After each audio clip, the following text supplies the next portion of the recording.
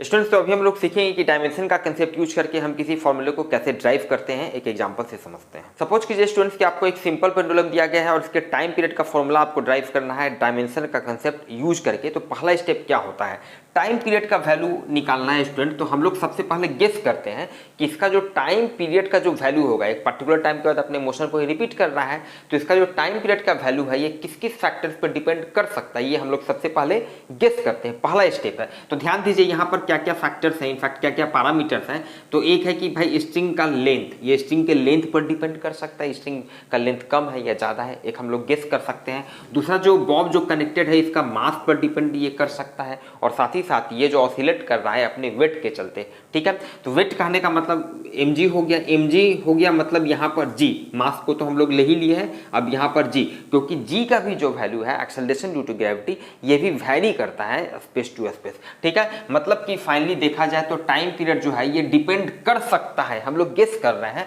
Length जो string है उसका लेंथ पर डिपेंड कर सकता है, जो बॉब उसका मास m है, और एक्सेलरेशन ड्यू टू ग्रेविटी, इन तीन चीजों पर ये डिपेंड कर सकता है। ये हम लोग पहला काम किए। दूसरा स्टेप ये होता है, हम लोगों को गेस करना होता है कि जिस जिस पैरामीटर्स पर ये डिपेंड कर रहा है वो पैरामीटर्स प्रोडक्ट में आने चाहिए, एडिशन या सब्ट्रैक्शन के फॉर्म में नहीं आने चाहिए। तो ये हम लोग गेस कर सकते हैं। भाई यहाँ पर ध्यान दीजिए, लेंथ, मास और एक्सेलरेशन ये तीनों अलग अलग फिजिकल क्वांटिटी है, मतलब पक्का बात है ये तीनों का तीनों जो है हमेशा प्रोडक्ट में ही आएगा, क्योंकि principle of homogeneity of dimension के हिसाब से तीन अलग अलग नेचर के फिजिकल क्वांटिटी कभी भी ऐड या सब्ट्रैक्ट नहीं हो सकते हैं। इसका मतलब ये तीनों प्रोडक्ट के फॉर्म में आएगा। तो पहला स्टेप हो गया कि गेस करते हैं कि किस किस पैरामीटर पर डिपेंड करेगा। दूसरा, जिस जिस पैरामीटर पर वो डिपेंड करेगा वो प्रोडक्ट के फॉर्म में आने चाहिए। अब जब इतना काम हम लोग कर लेंगे उसके बाद इन जनरल देखिए हम लोग यहाँ पर लिख सकते हैं कि टाइम पीरियड जो है, चूंकि ये तीन पैरामीटर्स पर डिपेंड कर रहा है, इसका मतलब इन जनरल हम लिख सकते हैं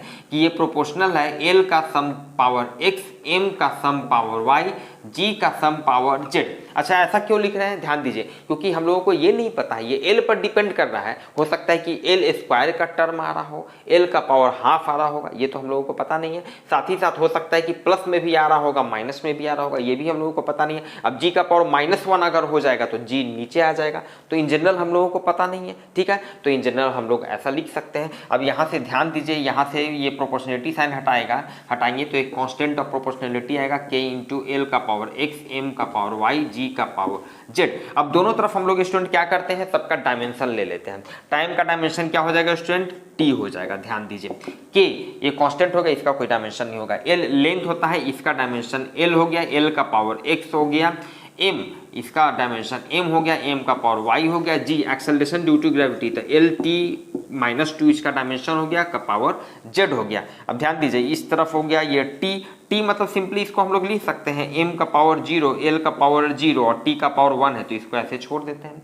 क्लियर है। इस तरफ देखिए, l का पावर इधर, यहाँ ध्यान दिए l का पावर यहाँ पर z है, ऐड हो जाएगा तो l का power x plus z, m का पावर यहाँ पर y हो गया और t का पावर -2z हो गया। अब दोनों तरफ जो पावर्स है उसको इक्वेट कर देंगे, क्योंकि बराबर है, इसका मतलब सबका पावर भी अलग अलग, m का इधर जो पावर होगा और m का इधर जो पावर होगा सब बराबर होगा।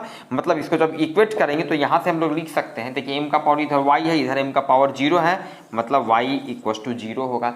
l का इक्वेट करेंगे, देखिए l का पावर इधर x प्लस z है, इधर x प्लस जेड और इधर l का पावर 0, तो x प्लस जेड = 0। इधर t का पावर -2z है, -2z और इधर t का पावर 1 है। क्लियर है स्टूडेंट। और इसको जब सॉल्व करेंगे इन तीनों इक्वेशंस को स्टूडेंट्स, तो स्टूडेंट सॉल्व करने के बाद तीनों का वैल्यू कुछ इस तरह से हम लोगों को आ जाता है। अब यहाँ से ध्यान दीजिए, बहुत आसानी से टाइम पीरियड का वैल्यू हम लोगों को यहाँ से देखिए, ये वाले ये सेकंड टर्म में ये t = k इंटू L का पावर x, L का पावर x का मतलब x का वैल्यू कितना हो गया, हाफ हो गया, L का पावर हाफ हो गया।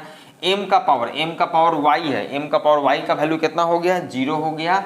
और g का पावर z का वैल्यू मतलब हो गया -½ हो गया। और यहाँ से इसलिए देखिए t का वैल्यू कितना निकल जाएगा, k इंटू ये l का पावर हाफ मतलब √l हो गया, g का पावर -½ मतलब 1/√g हो गया, मतलब ये हो गया √l/g। और इस तरह से आप देख सकते हैं स्टूडेंट कि हम लोग फॉर्मूला को ड्राइव कर लिए हैं। यहाँ पर एक इसका ड्रॉबैक आप कह सकते हैं कि जो कांस्टेंट ऑफ प्रोपोर्शनलिटी है उसका एग्जैक्ट वैल्यू हम लोग नहीं निकाल पाते हैं, क्योंकि आपको फॉर्मूला पता होगा एक्चुअल में फॉर्मूला क्या होता है, t = 2π√l/g।